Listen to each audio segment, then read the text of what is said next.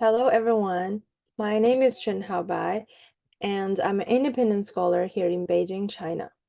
Today, I will present my comparative study of the social implication of Miu Fenglin and Matthew Arnold's literary thinking.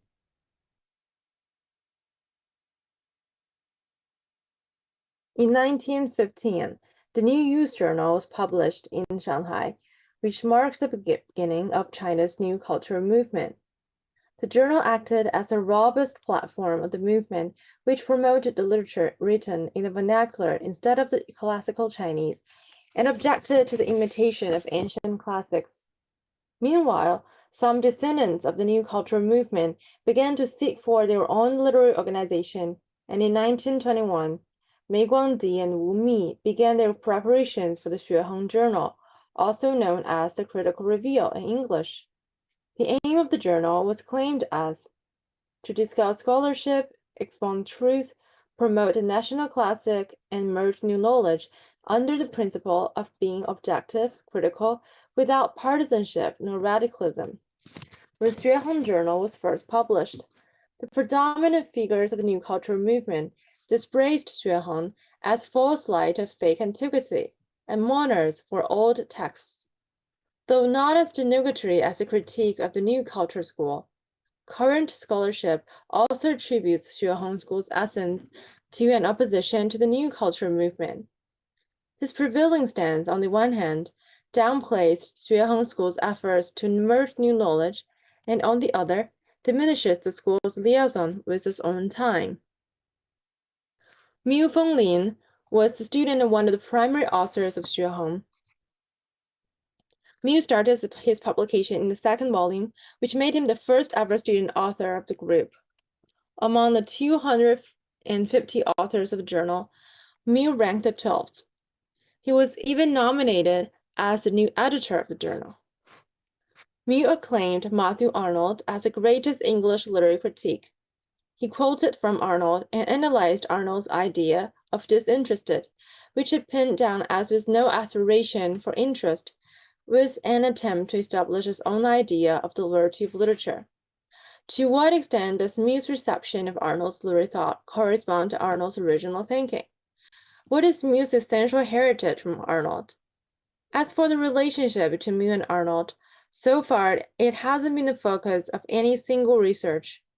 None of current research has scrutinized the thinkers' concern for their own times, which Miu and Arnold actually shared in their literary thoughts.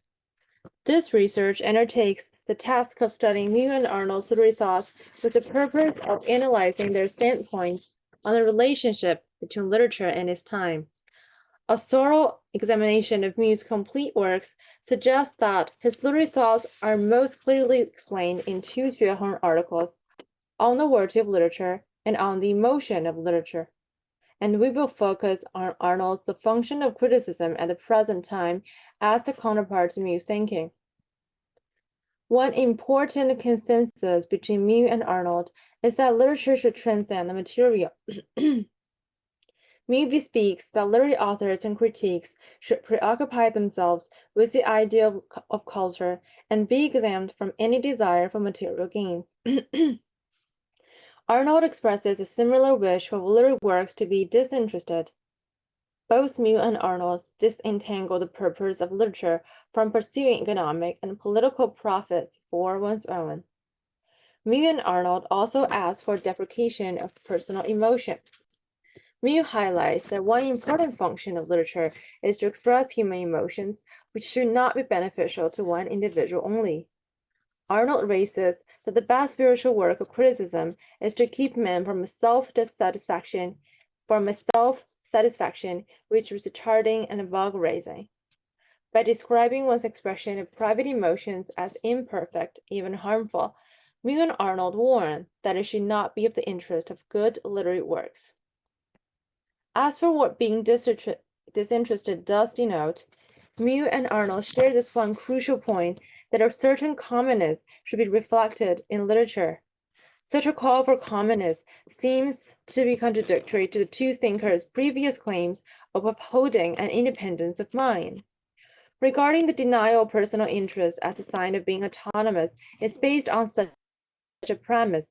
The common humanity erroneously pursues personal gain, and literature should keep away from such a tendency. The plausible paradox here is that if literature aims to express a common pleasure, it inevitably pursues some personal interest. How is it possible then for a literary author or critique to be free from personal interest on the one hand and to speak for the common on the other? The key to solve this paradox is to comprehend the relationship between the literati and their own time.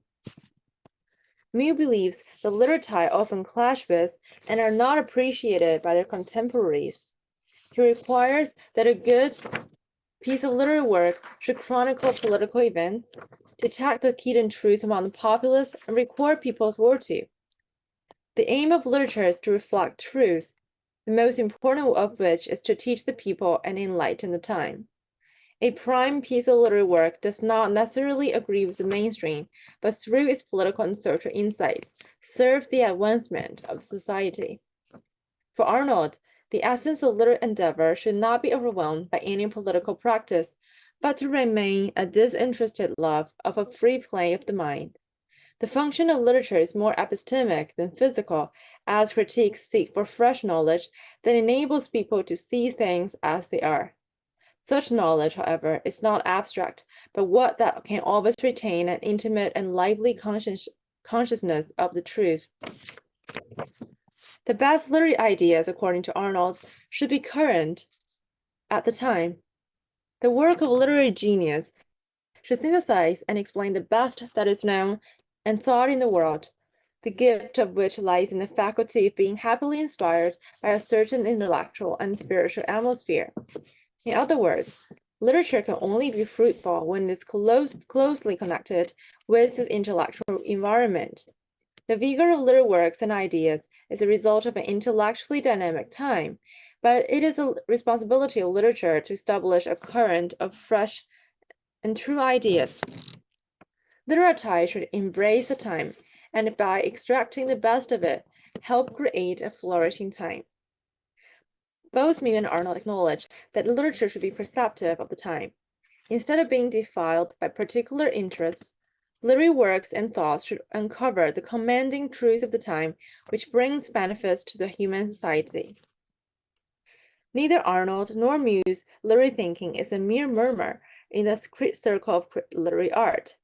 Both reflect a critical stance on their current time. Matthew Arnold names the English middle class the Philistines, a group of men who surrendered the idea of reason for practicality. The Philistines need to be transformed into a group of enthusiasts for the idea for reason. In order to avoid the possible foolishness of despotism, it is important to cultivate a mass of enlightened community. Literature reflects upon the most important ideas of its own time, and through the education of the middle class, exerts substantial influence on society. The early 20th century for China was also a time of immense crisis and change. While most critics and scholars focus on Xueheng school's embrace of traditional classics, few have paid attention to the critical standpoint of the school. It is worth noticing, however, that Miu Fenglin's contemporaries have indeed acknowledged Arnold's critical spirit. In 1921, the scholar Hu Yuzhi commented that Arnold's idea of disinterested, though not as fierce as that of the New Culture School, is a significant form of learning, which is in no lack of constructive criticism. Despite the heated progression of social and literary movements of their times, both Matthew Arnold and Miu Fenglin adopt a critical viewpoint and avoid resorting to any radical clan of thought. Instead, they keep faith in the incremental progress that an education of literature can and should bring. From the comparative analysis above, we can see that both Miu and Arnold emphasize the influence that literature should act upon its environment. For one, literary thought should not be detached from the need of its own time, but remaining disinterested and critical. For another, it should play a role in preserving truth and educating the public. Rather than dividing individuals from its community, literature acts as a crucial medium that communicates both. By offering this new perspective of evaluating Miu and Arnold's thinking, more nuanced research can be done on the literary ideas of Xueheng figures and their social implications. Since Greek time, thinkers of literature's function in the society have pondered whether the individual or the collective should bear more responsibility or blame.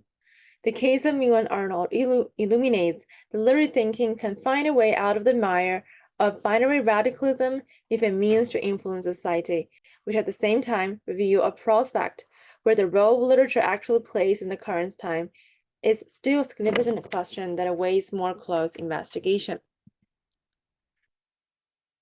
Thank you very much for your precious attention, and please contact me at my email.